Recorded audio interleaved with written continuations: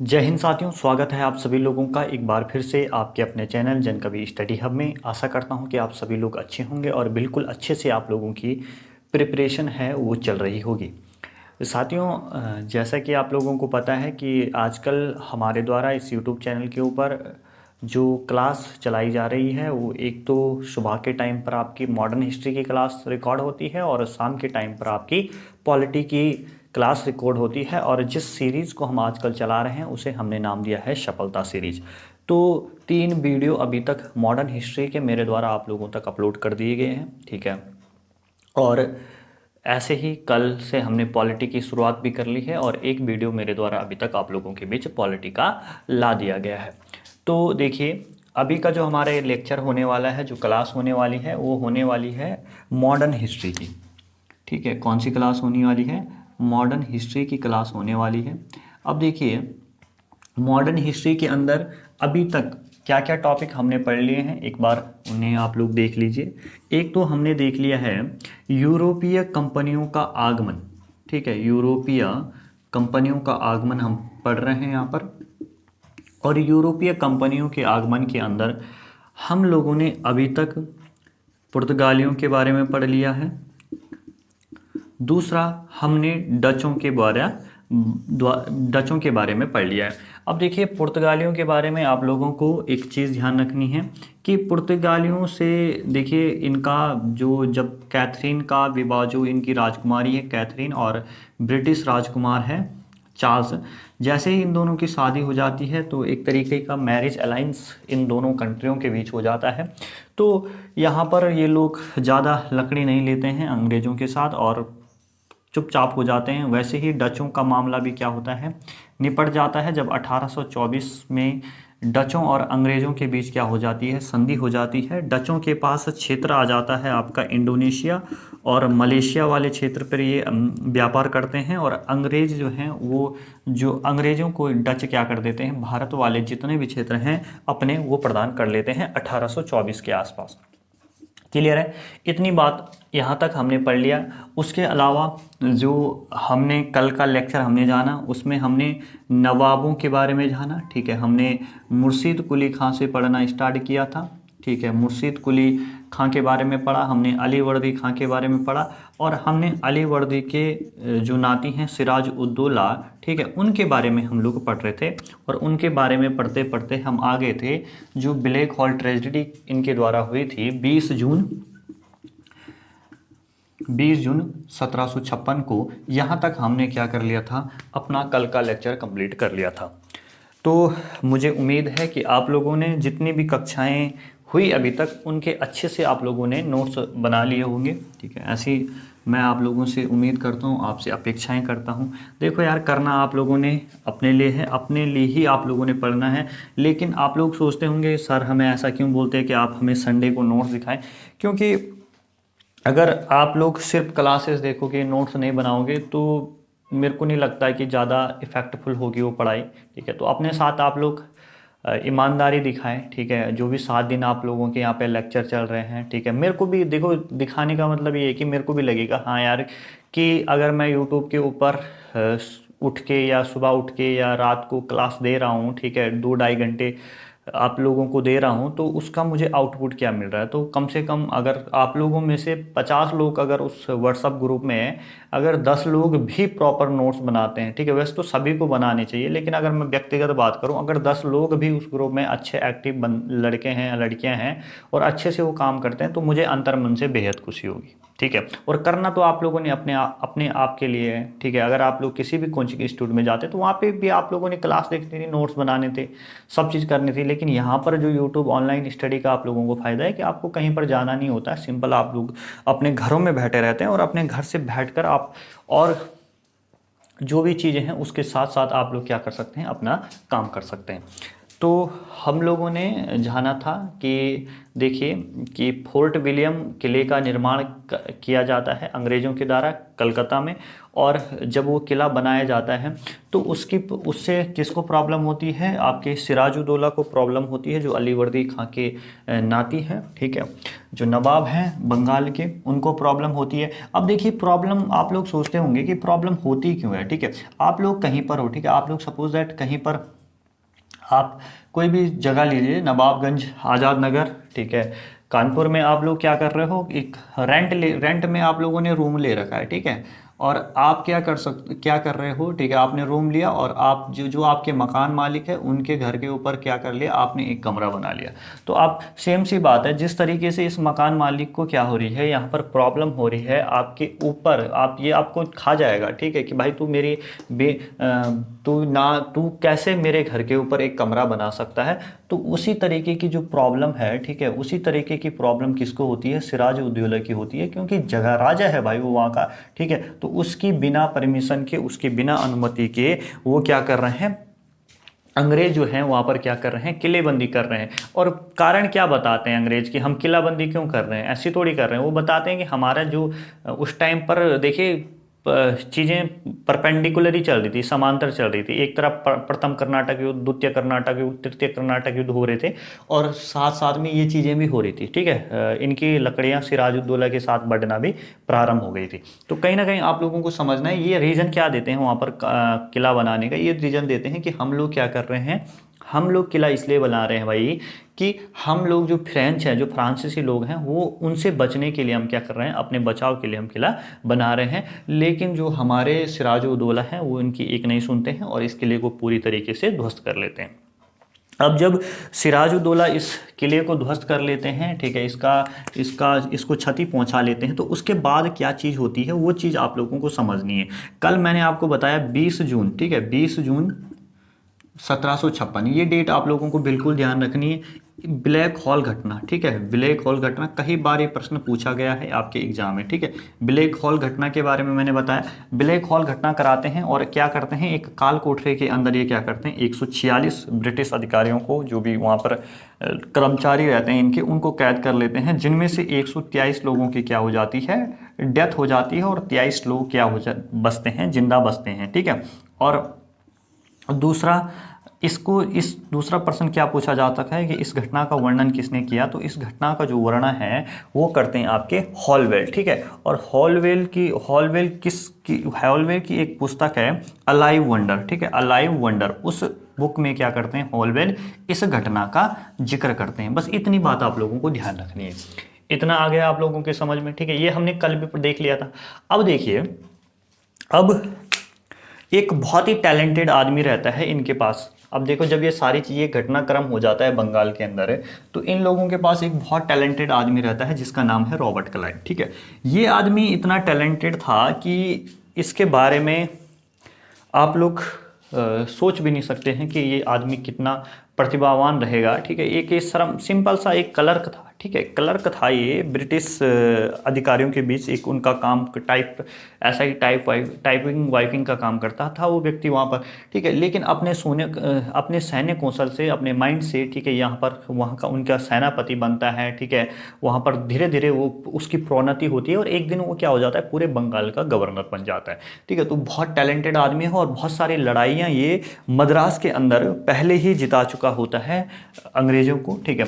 तो अंग्रेज क्या करते हैं, अंग्रेज बोलते हैं कि भाई तू मद्रास में है, ठीक है, तू दक्षिण भारत में है, तो एक काम करके तू कहाँ चले जा, बंगाल में चले जा, और हमारा जो किला है, ठीक है, जो हम लोग खो चुके हैं, जिस किले को, फोर्ट विलियम को, जहाँ पर हम अधिकार खो चुके हैं अपना कोलकाता में, उसे आप हमें क्या कर ले, पुनः लौटा दें। तो मद्रास से क्या करते हैं अंग्रेज लोग, एक तो भेजते हैं, 2 शख्स को भेजते हैं, एक रॉबर्ट क्लाइव और दूसरा वाटसन, ठीक है। इस शख्स का नाम आप लोगों को कम दिखेगा, एक्स्ट्रा है, ज़्यादा ह्यूज आप लोगों को ध्यान रखना है, वो है रॉबर्ट क्लाइव, ठीक है। तो रॉबर्ट क्लाइव और वाटसन के नेतृत्व में मद्रास से सेना भेजते हैं, ठीक है, इन लोगों की मदद करने के लिए, जो लोग इनके कहाँ पर है, बंगाल में है, कोलकाता में है, फोर्ट विलियम के पास, ठीक है। तो उन लोगों की मदद के लिए क्या भेजी जाती है, रॉबर्ट क्लाइव और वाटसन के नेतृत्व में सेना भेजी जाती है, और पुनः, ठीक है, पुनः क्या कर लेता है, जो रॉबर्ट क्लाइव है और वाटसन है, यानी कि सीधा रॉबर्ट क्लाइव के नेतृत्व में आप लोगों को ध्यान रखना है, बंगाल वाला जो कोलकाता वाला जो क्षेत्र है, फोर्ट विलियम जो किला है, वहाँ पर अधिकार हो जाता है किसका, आपके रॉबर्ट क्लाइव का। ठीक है, तो एक बार आप लोग पुनः जान सकते हो ये चीज़ें कि एक बार फिर से क्या हो जाता है, जो आपकी अंग्रेज हैं उनका अधिकार कहाँ पर हो जाता है, उनका अधिकार हो जाता है आपका फोर्ट विलियम पर, यानी कि आपकी कोलकाता वाले रीजन पे उनका क्या हो जाता है, फिर से अधिकार हो जाता है। तो इतनी बात आप लोगों को ध्यान रखनी है। अब देखिए यहाँ पर जो सिराज उदौला है हमारे, वो क्या गलती करते हैं, सिराज उदौला ने भाई एक बहुत बड़ी गलती कर ली। ठीक है, कि उसने इस क्षेत्र को पुनः प्राप्त को तो कर लिया था 20 जून 1756 को। ठीक है, लेकिन वहाँ पर कोई भी आदमी ढंग का नहीं रखा। ठीक है, और जब ढंग का आदमी नहीं रखा, बढ़िया सेनापति नहीं रखा वहाँ पर, तो वही कारण रहा कि रॉबर्ट क्लाइव ने उसे आसानी से हरा दिया। ठीक है, अब देखिए जब रॉबर्ट क्लाइव उस कोलकाता वाले या कोलकाता वाले रीजन को फिर से जीत जाता है, तो इस बात से क्या हो जाता है, भयभीत हो जाता है कौन, आपका सिराजुद्दौला। ठीक है, सिराजुद्दौला क्या हो जाता है, इस बात से क्या हो जाता है, भयभीत हो जाता है कि भाई अब तो कहीं मेरा नंबर भी ना आ जाए, मैं गद्दी से ही ना चला रहा हूँ, ये लोग मेरे को मार ना ले। ठीक है, तो इस भय के कारण क्या कर लेता है, आपका जो सिराजुद्दौला है ये अलीनगर की संधि कर लेता है। ठीक है, संधि कर लेता है अंग्रेजों से। ठीक है, अलीनगर की संधि। तो अलीनगर की संधि कब होती है, तो ये होती है आपकी 9 फरवरी। ये डेट नहीं पूछी जाती वैसे, लेकिन फिर भी आप लोगों को पता रहना चाहिए, 9 फरवरी 1757 को होती है। ठीक है, 9 फरवरी 1757 को होती है। अब देखिए इस जो ये अलीनगर की संधि है, इसमें क्या क्या बातें होती है वो आप लोगों को थोड़ा पता होनी चाहिए। ठीक है, अलीनगर की संधि के अंदर आप लोगों को ध्यान रखना है कि इस संधि के तहत एक तो शांति व्यवस्था कायम रखेंगे अंग्रेज, यानी कि कहीं पर भी वो अटैक नहीं करेंगे। दूसरा, ये तो अंग्रेजों की तरफ से था कि उन्होंने क्या करना था, शांति व्यवस्था रखनी थी। दूसरा, अब देखिए जो आप लोगों का दस्तक कानून था। ठीक है, दस्तक था, दस्तक के बारे में आप लोगों को मैंने कल भी बताया था कि 1777 में जॉन सॉरमन नामक का एक व्यक्ति था, और जॉन सॉरमन क्या करता है, जो फर्रुखसियर की बीवी है उसको कुछ बीमारी रहती है, उसका इलाज करता है, और जिसके बदले में जो आपके फर्रुखसियर हैं, हमारे मुगल शासक थे उस टाइम पर, वो क्या कर लेते हैं, इनको दस्तक दे देते हैं। ठीक है, और दस्तक का मतलब क्या है, एक ऐसा जैसा टोल टैक्स टाइप से समझ सकते हो। ठीक है, यानी कि टोल टैक्स था ये, मतलब अंग्रेजों को किसी भी अंग्रेज व्यापारी जो ये कंपनी है इसको क्या नहीं देना होता था, कहीं पर भी किसी प्रकार का टैक्स नहीं देना पड़ता था। किसी मतलब वहाँ जो बंगाल का नवाब है उसको किसी भी प्रकार का उसको क्या नहीं देना होता था, टैक्स नहीं देना होता था। लेकिन धीरे धीरे इस दस्तक का जो यूज है कंपनी के लिए तो करते थे। ठीक है, कंपनी के लिए तो इस दस्तक का यूज जो यहाँ के अधिकारी थे वो करते थे, लेकिन वो क्या, जो यहाँ के कर्मचारी थे, जो व्यापारी थे, वो इस दस्तक का यूज क्या करने लग गए अपने लिए। ठीक है, अपने निजी व्यापार के लिए भी करने लग गए, जिस बात से किसको चिढ़ हो जाती है, आपके सिराजुद्दौला को चिढ़ हो जाती है। लेकिन फाइनली मजबूरन जो आपका सिराजुद्दौला है वो कहता है कि भाई तुम जैसा मर्जी वैसा करो। ठीक है, तुम्हें जो मर्जी जैसा करना, जैसा लूटना है बंगाल लूटो, खुली छूट एक तरीके से दे देता है। अब देखना। ठीक है, अब आगे का देखो, अभी पृष्ठभूमि तैयार हो रही है 1757। ठीक है, ऐसे नहीं आएंगे हम लोग। ठीक है, देखो भले हम लोगों ने ऐसा नहीं है उतना, 5 प्रश्न आने हैं आपके मॉडर्न हिस्ट्री से, लेकिन इंपॉर्टेंट तो है भाई। ठीक है, ऐसा हवाई मैं आप लोगों को फैक्ट लिखा दूं, कहानी ना बताऊं, तो ऐसा मेरा बस का नहीं है। ठीक है, और वो ज़्यादा दिन तक रहता भी नहीं है माइंड में। तो देखिए दस्तक अंग्रेजों ने क्या काम करना था, शांति व्यवस्था कायम करनी थी बस। उसका सिराजुद्दौला ने क्या बोल दिया, दस्तक का जैसा यूज वैसा करो। तीसरी बात सिराजुद्दौला को क्या करना था, सिराजुद्दौला को करना था जो उसने उनका किला ध्वस्त कराया था, उस किले की मरम्मत करवानी थी, उसके बदले उनको क्या करवाना था, खर्चा प्रोवाइड करवाना था। बस इतनी बात है जो आप लोगों को क्या करनी है, ध्यान रखनी है अलीनगर की संधि के अंदर। और एक फैक्ट ध्यान रखना है, कब होती है, 7 फरवरी। ठीक है, 7 फरवरी 1757 को होती है। ठीक है, 1757 को होती है। ठीक है, 7 फरवरी 9 फरवरी करना आप। ठीक है, फ्लो में क्या होता है, चीज़ें इधर उधर हो जाती है। 9 फरवरी 1757। ठीक है, चलिए अब ध्यान देना आप लोग, इतनी कहानी हो गई। अब देखिए अब ये यहाँ पर चुप नहीं बैठ, इन्होंने क्या बोला था, अंग्रेजों ने बोला था कि हम शांति व्यवस्था कम कर लेंगे, लेकिन अगले ही महीने, ठीक है, ठीक 1 महीने बाद ये सिराजुद्दौला के पांडिचेरी वाला जो क्षेत्र है, जो रीजन है इनका, वहाँ पर क्या कर लेते हैं, हमला कर लेते हैं। तो इस बात से क्या हो जाता है, सिराजुद्दौला काफ़ी दुखी हो जाता है और वो सोचता है कि क्यों ना मैं क्या करूं, इनका निपटारा ही कर दूं, ठीक है, मैं इनका क्या कर लूं, निपटारा कर लूं और इनसे क्या किया जाए, युद्ध किया जाए। अब देखिए कहीं ना कहीं, अब देखो रॉबर्ट क्लाइव जो था, ठीक है, वो भी युद्ध की फिराक में था, ठीक है, वो ढूंढ रहा था एक विभीषण को, ठीक है। तो अब विभीषण कौन होगा यहाँ, वो भी हम लोग यहाँ पर जानेंगे, ठीक है। तो ध्यान से समझना आप लोग कि जो मीर जाफर की दुश्मनी ऐसे ही नहीं थी, ठीक है, सिराजुद्दौला से किस टाइप से था, ठीक है। तो देखना आप लोग पूरा घटनाक्रम क्या है कहानी। अलीवर्दी खां के, ठीक, जब अलीवर्दी खां था, यानी कि नाना है ये किसका, सिराजुद्दौला का, ठीक है, सिराजुद्दौला के।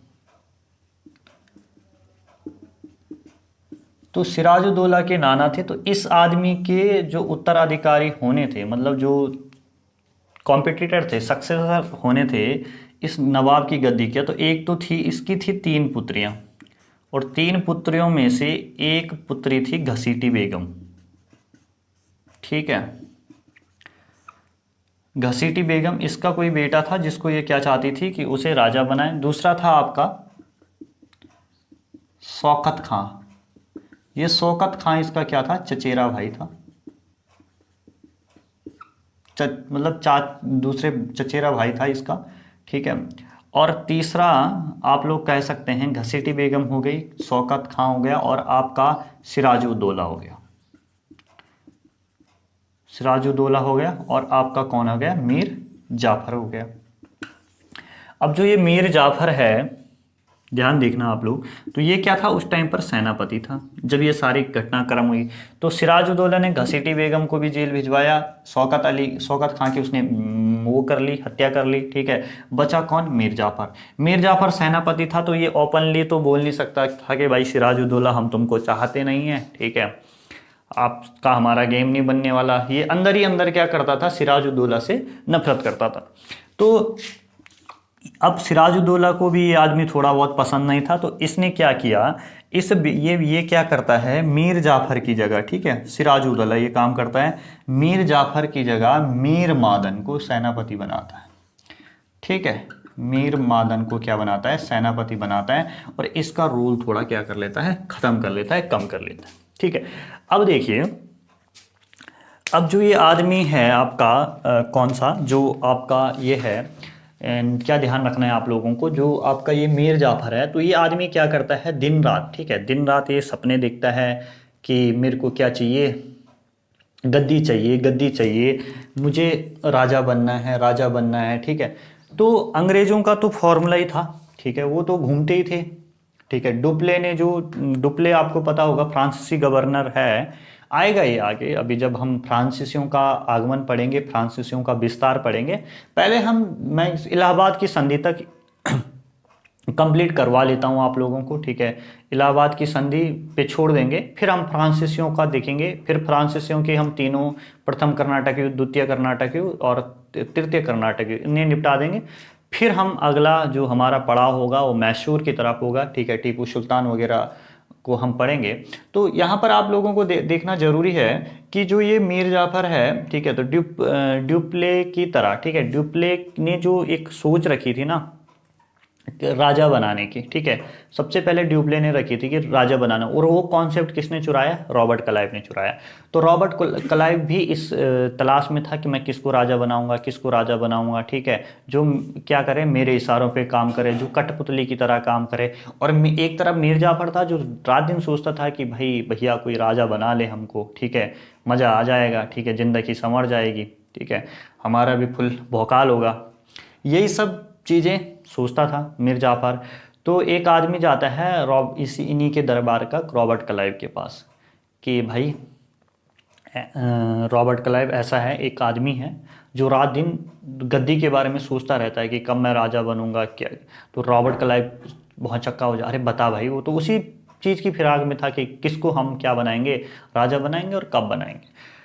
तो मीर जाफ़र की मीटिंग ऑर्गेनाइज करवाई जाती है, ठीक है, किससे, रॉबर्ट क्लाइव से। तो रॉबर्ट क्लाइव से जब इसकी मीटिंग ऑर्गेनाइज करवाई जाती है तो इनके द्वारा पहले ही एक रणनीति तैयार की जाती है कि इस तरीके से हम क्या करेंगे, एक छद्म युद्ध करेंगे, ठीक है। छद्म मतलब छलिया युद्ध कह सकते हैं आप लोग इसे, ठीक है, जिसका कोई तोड़ ही नहीं, क्योंकि आधा से ज़्यादा आप जब बैटल ऑफ प्लासी देखोगे तो आधा से ज़्यादा सेना इसके नेतृत्व में थी, ठीक है। मीर जाफ़र की थी, थोड़ा बहुत मीर मादन की थी, ठीक है, और कुछ ही लोग, कुछ टुकड़ी किसके पास थी, सिराजुद्दौला के पास। 3 टुकड़ियों में सेना बटी हुई थी।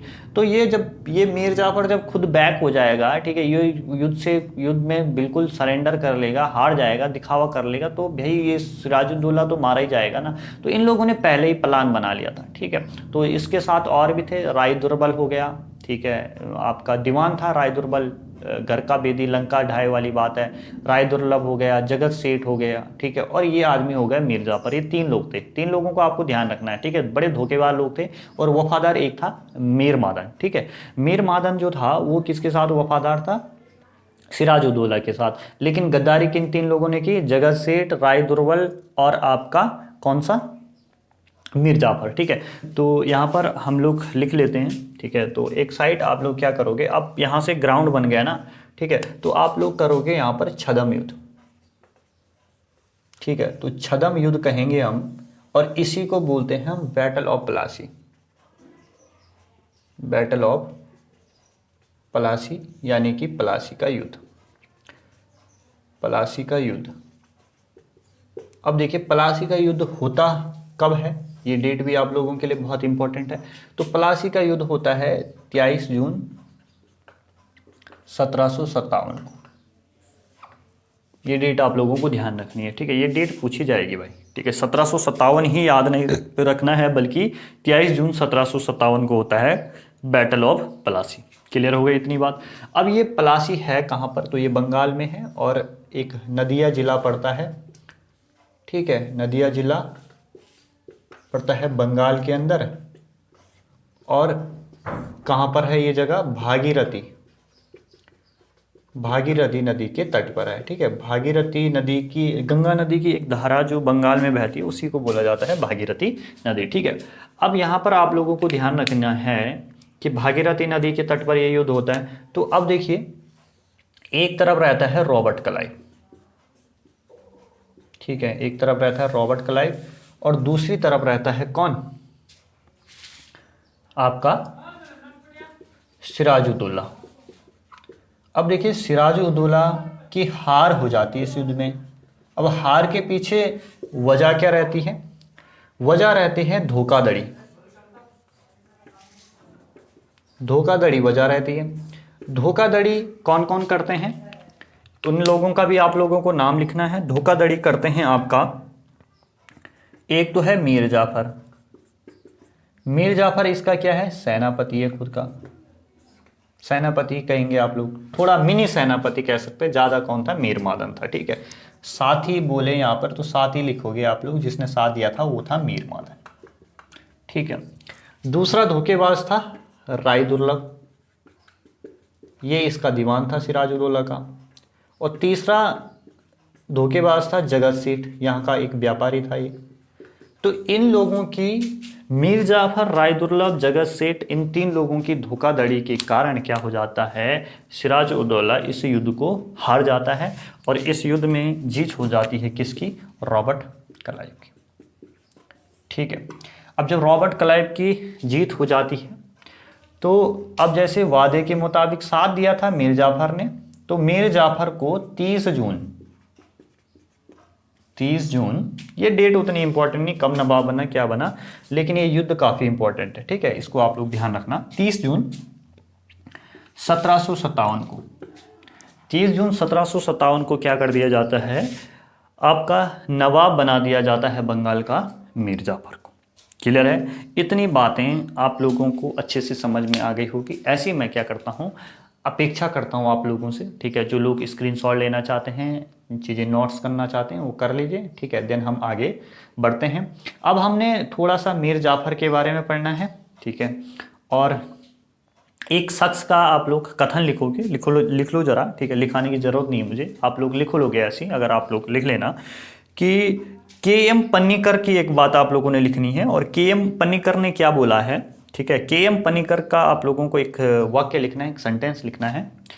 के एम पन्नीकर कहता है कि यह एक सौदा था, इस युद्ध के बारे में कहता है वो, लिखोगे आप लोग, यह एक सौदा था जिसमें बंगाल के धनी सेठों, लिखोगे, जिसमें बंगाल के धनी सेठों तथा मीर जाफर ने नवाब को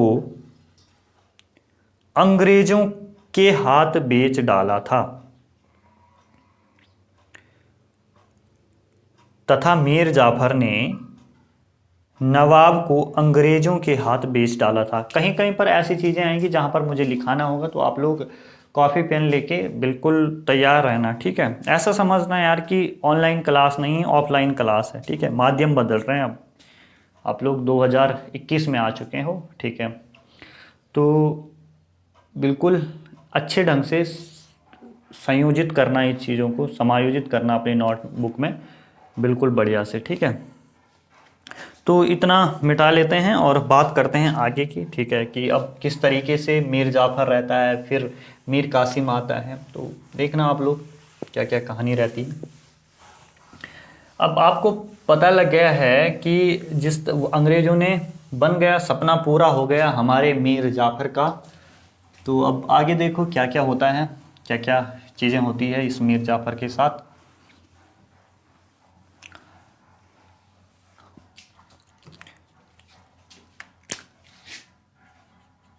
अब ये मीर जाफर है, ये बन जाता है बंगाल का नवाब। और बंगाल का नवाब कब बनता है? 30 जून 1757 को बनता है, और लगभग 1760 तक ये क्या रहता है, बंगाल का नवाब रहता है। इसे कठपुतली नवाब भी आप बोल सकते हो।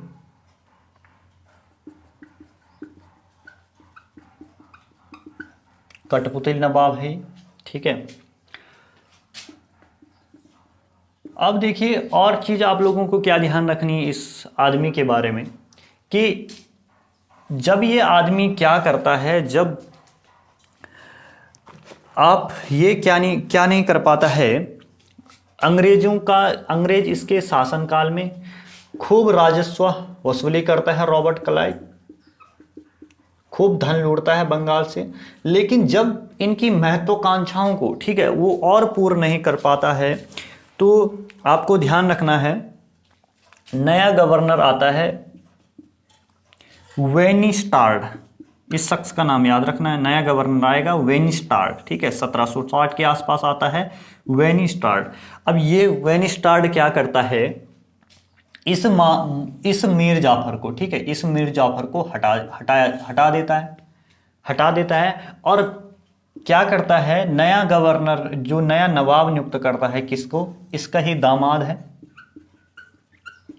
इस मीर जाफर का दामाद है आपका कौन, मीर कासिम। उसको बंगाल का क्या बना लेता है, नवाब बना लेता है। क्लियर हो गई बात। अब ध्यान देनी है आप लोगों को बातें, जो जो चीज़ें बताई जाएगी उस चीज़ पे आप लोग थोड़ा सा फोकस करना, ठीक है। तो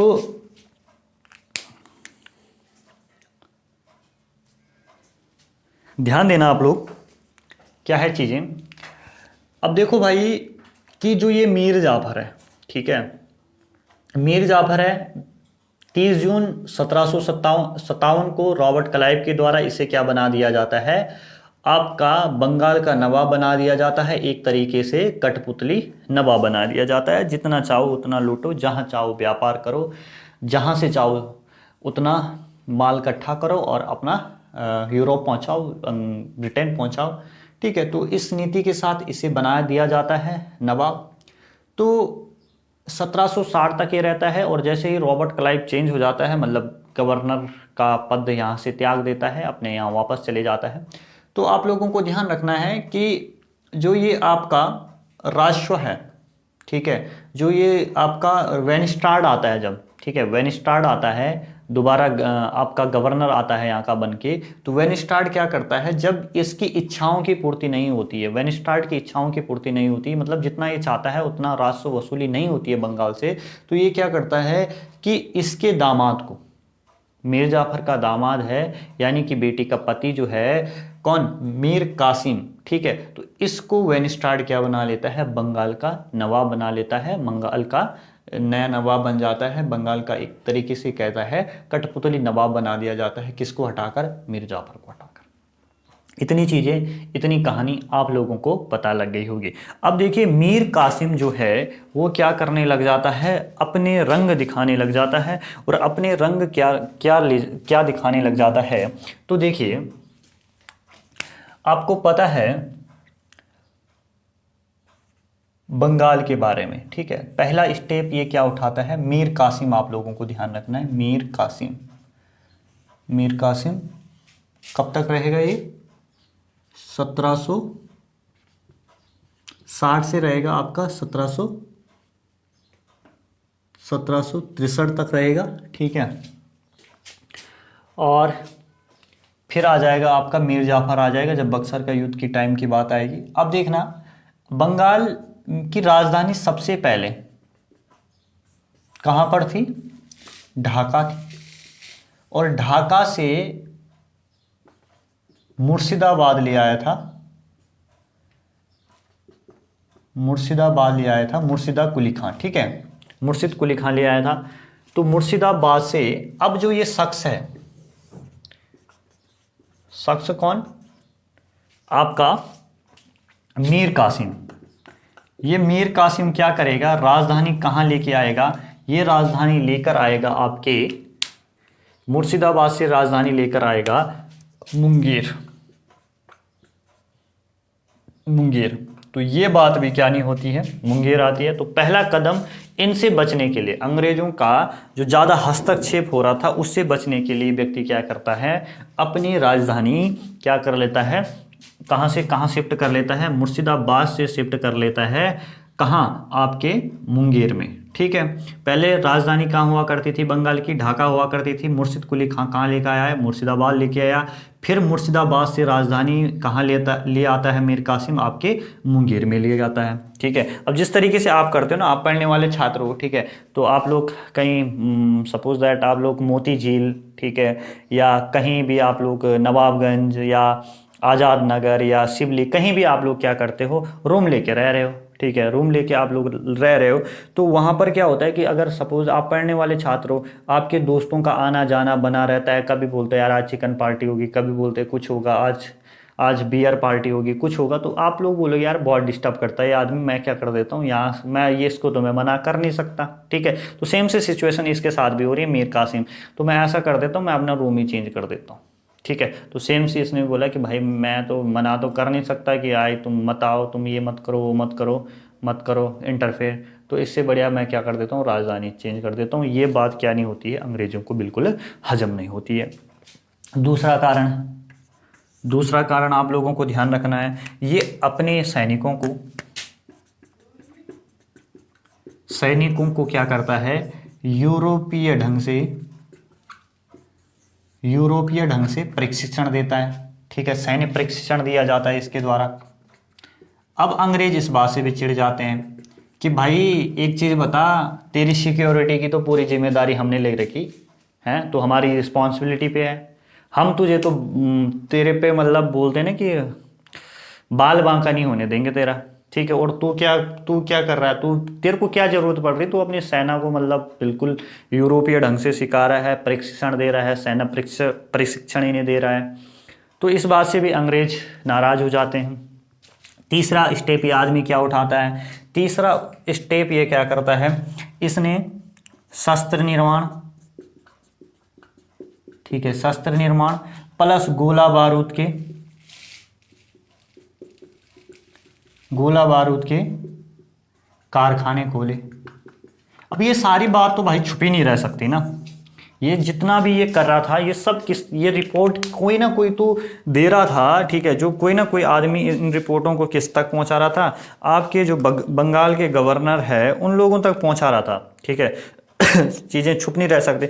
तो बंगाल के लोग जो अंग्रेज थे वो बोल रहे थे भाई तेरे को इतनी ज़रूरत क्यों पड़ रही है कि तेरे को अब ये ज़रूरत भी पड़ गई, तो शस्त्र निर्माण करके कारखाने खुलवा रहा है, गोला बारूद के कारखाने खुला रहा है। तो यहाँ तक भी ठीक था, उसने बोला होगा कि चल भाई कोई बात नहीं, अंग्रेजों ने बोला होगा कि हमारे काम ही आएगा, कोई दिक्कत नहीं। लेकिन सबसे बड़ी चुनौती, ठीक है, सबसे बड़ा जो बुरा अंग्रेजों को लगा वो क्या बात लगी, उनको ये बात लगी कि जो दस्तक था, चौथा कारण आप लोग लिखोगे, दस्तक था ना, दस्तक आपको पता है व्यापार में खुली छूट। अब ये पहले अंग्रेज व्यापारियों को ही थी, अंग्रेज व्यापारियों को ही क्या था, दस्तक का फायदा होता था। लेकिन जो ये आपका मीर कासिम है, इसने क्या किया, इसने क्या कर लिया, भारतीयों को भी छूट दे दी,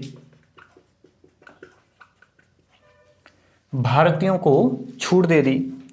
तो अब भारतीयों को जब छूट दे दी तो अब भारतीय व्यापारियों और अंग्रेज व्यापारियों में कोई अंतर रहेगा, आप लोग मेरे को बताइए, नहीं रहेगा ना, ठीक है। दस्तक में छूट भारतीयों को भी मिलने लग गई मीर कासिम के फरमान के बाद, और अंग्रेजों को तो पहले से थी, जो फर्रुखसियर के टाइम से था।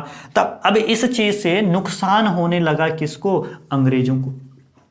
अब देखिए अंग्रेजों को क्यों नुकसान हुआ, आप लोग जब भी देखो कितना भी बोले ना आदमी, ठीक है, आम आदमी, मैं इसको मिटा लेता हूं इधर, इसका काम हो गया। आप लोग समझना यहां पर चीज, ठीक है, यहां पर एक एक चीज समझने का प्रयास करना।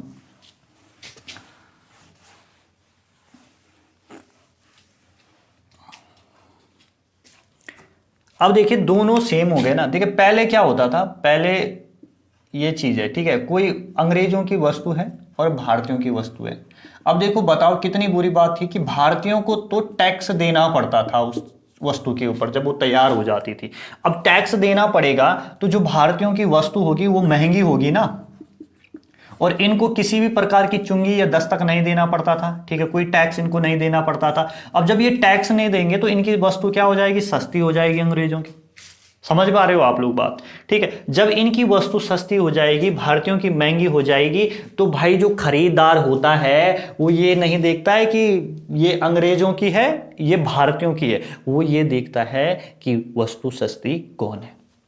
सेम सी चीज आज भी होती है, ठीक है।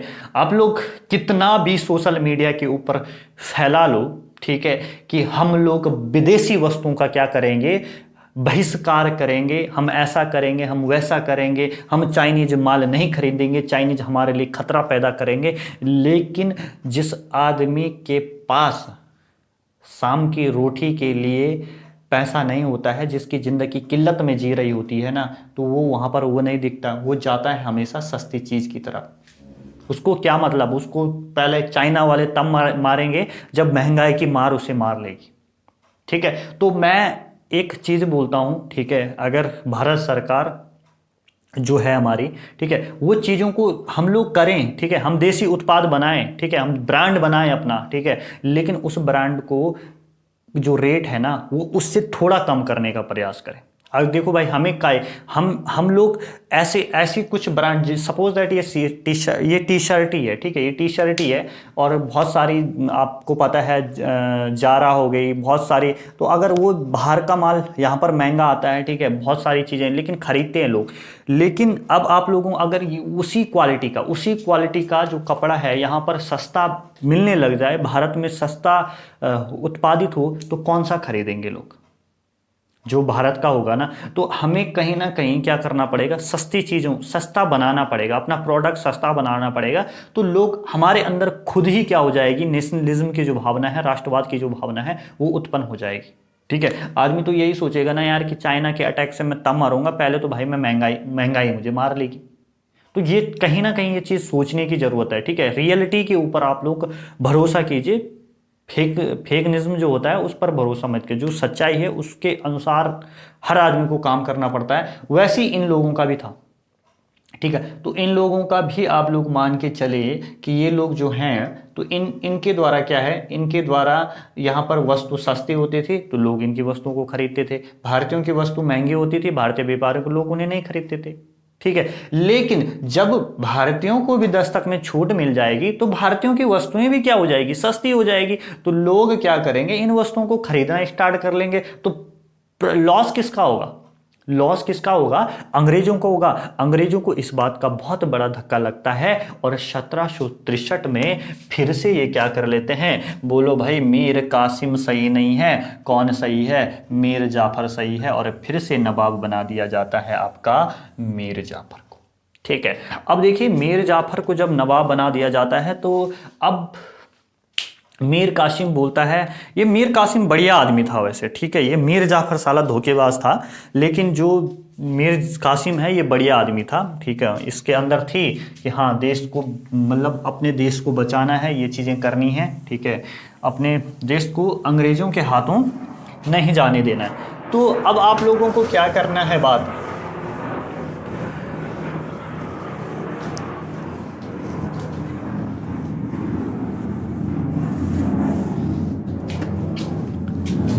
अब आप लोगों ने देखना है कि मीर कासिम क्या स्टेप उठाएगा आगे। ठीक है। तो मीर कासिम क्या करता है, मीर कासिम जाता है, ठीक है, दो शख्सों के पास जाता है। एक है मीर कासिम जब गद्दी से हट जाता है तो ये क्या करता है, मुलाकात करता है किन दो शख्से से, ये मुलाकात करता है, एक करता है आपके अवध का नवाब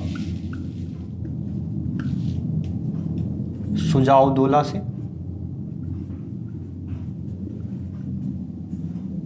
ठीक है। दूसरी ये मुलाकात करता है किससे, दूसरी मुलाकात करता है ये शाह आलम सेकंड से, जो क्या है, मुगल शासक हैं।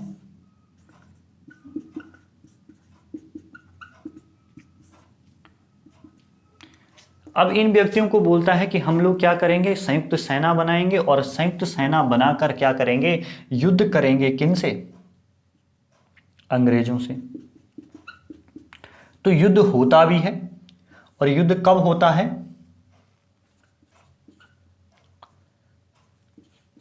22 अक्टूबर। आप लोगों को ध्यान रखनी है डेट, 22 अक्टूबर 1764। ठीक है।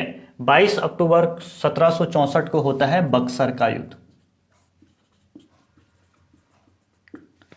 और इस बक्सर के युद्ध में कौन कौन किन किन की संयुक्त सेना काम करती है। ठीक है। एक आपका हो गया अवध का नवाब सुजाउद्दौला, शाह आलम हो गया, मीर कासिम हो गया। इन 3 लोग आप लोगों को ध्यान रखना है, मीर कासिम, शुजाउद्दौला, शाह आलम। इनका युद्ध किससे होता है, अंग्रेजों के साथ होता है। और अंग्रेजी सेना का जो नेतृत्व कर रहा होता है वो होता है हेक्टर मुनरो, हेक्टर मुनरो।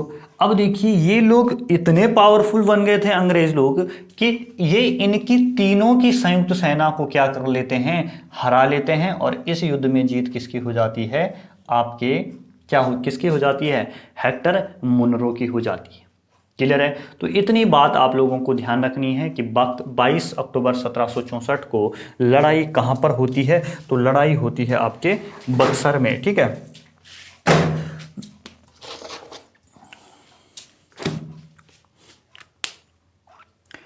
तो इसमें भी आप लोग क्या करेंगे, 2 कथन लिखेंगे आप लोग। ठीक है। इसको करने के बाद स्मिथ के अनुसार, ठीक है, स्मिथ के अनुसार लिखेंगे आप लोग, बक्सर के युद्ध ने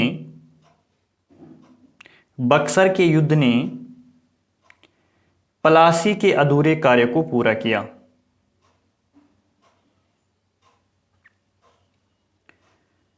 बक्सर के युद्ध ने पलासी के अधूरे काम को पूरा किया।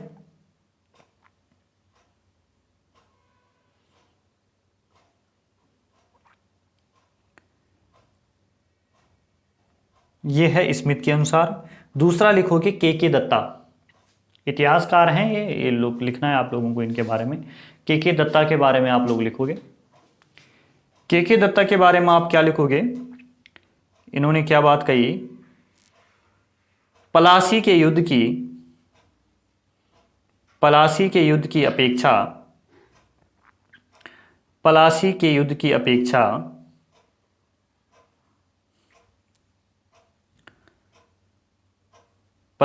युद्ध की अपेक्षा बक्सर का युद्ध पलासी के युद्ध की अपेक्षा बक्सर का युद्ध परिणामों की दृष्टि से अधिक निर्णायक था। ये सेंटेंस डिक्टो आ सकते हैं आप लोगों के एग्जाम में, क्योंकि ग्रेजुएशन का एग्जाम है तो कहीं ना कहीं पुट ऑन कर सकते हैं।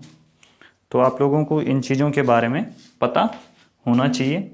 अब देखिए, जब ये युद्ध समाप्त हो जाते हैं तो इसके बाद इलाहाबाद की संधि, ठीक है, इलाहाबाद की 2 संधियां होती है, एक प्रथम और दूसरी सेकंड। तो दोनों के बारे में आप लोगों को क्या होना चाहिए, पता होना चाहिए, ठीक है। तो दोनों संधि के बारे में हम लोग क्या करेंगे,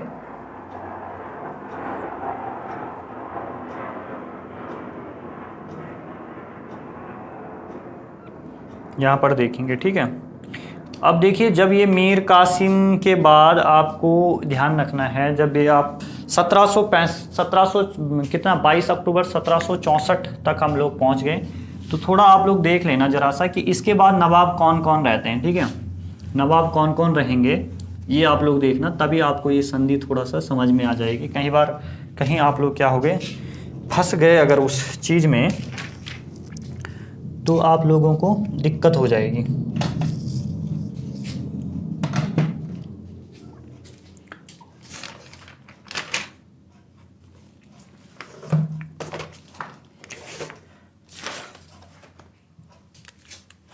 आपको पता है कि जो ये मीर जाफर है, ठीक है, ये आपको पता है कि फिर से बनता है नवाब, ठीक है। आपसे कई बार प्रश्न पूछा जाता है कि जब बक्सर का युद्ध होता है, कंफ्यूज करने के लिए, ठीक है, बक्सर के युद्ध के समय नवाब कौन था, तो बक्सर के युद्ध के समय नवाब कौन था, आपका मीर जाफर था, ठीक है। तो इसका टाइम पीरियड एक तो कब रहा, 1757 से 1760 आप लोगों को ध्यान रखना है, और दूसरा जो इसका टाइम पीरियड रहता है वो रहता है 1763 से लेकर 1765 तक, ठीक है। ये बात आप लोगों को ध्यान रखनी है। अब देखिए, इसके बाद इसका जो उत्तराधिकारी होता है, यानी कि जो इसके सक्सेसर आएंगे, वो कौन बनते हैं नवाब, तो एक बनता है आपका नजमुद्दौला बनता है, और इसका जो टाइम पीरियड रहता है वो 1765 से लेकर 1766 तक का रहता है, ठीक है। नजामुद्दौला के बाद बनेगा सैफुद्दौला, ठीक है, ये काम आएंगे अभी आप लोगों के, ठीक है। नजामुद्दौला से हमने चीज़ें पढ़नी है अभी। सैफुद्दौला, इसका टाइम पीरियड रहता है 1766 से लेकर 70 तक, ठीक है। और तीसरा आएगा आपका मुबारक उद्दौला जो है, इसका टाइम पीरियड रहता है 1770 से लेकर 1775 तक। तो आप लोगों को ध्यान रखनी है कि जो ये नजामुद्दौला है, इसके साथ ही क्या होती है, इलाहाबाद, इसके टाइम पर ही इलाहाबाद की संधि होती है, ठीक है। सैफुद्दौला 1766 से 1770 तक, मुबारक-उद-दौला 1770 से लेकर 1775 तक, ठीक है। और 1775 में आप लोगों को बात ध्यान रखनी है कि जो आपके वारेन हेस्टिंग्स जो हैं वो क्या कर लेते हैं, आपके बंगाल के नवाब पद को क्या कर लेते हैं, समाप्त कर लेते हैं। तो ये प्रश्न भी पूछा जा सकता है कि जो नवाब पद है वो वारेन हेस्टिंग्स के द्वारा कब समाप्त कर दिया जाता है, तो वो किया जाता है 1775 में। और आप यूँ कह सकते हो कि आपके जो अंतिम नवाब हैं, ठीक है, जो अंतिम नवाब हैं वो कौन है, तो वो नवाब हैं आपके कौन, मुबारक-उद-दौला, ठीक है। 1770 से 1775 तक ये रहते हैं। तो अब आप लोगों को एक बात ध्यान रखनी है, तो सबसे पहले आप लोग देखिए, किसके बारे में देखना है आप लोगों ने, इलाहाबाद की संधि, इलाहाबाद की संधि। तो इलाहाबाद की संधि में आप लोगों ने क्या देखना है, पहली संधि देखेंगे आप सबसे पहले। और पहली संधि जो होती है ये होती है 12 अगस्त 1765 को। 12 अगस्त 1765 को ये संधि होती है। और ये संधि किन किन के बीच होती है तो ये भी आप लोगों को पता होना चाहिए। एक होती है रॉबर्ट क्लाइव के बीच, रॉबर्ट क्लाइव। दूसरा है आपका निजामुद्दौला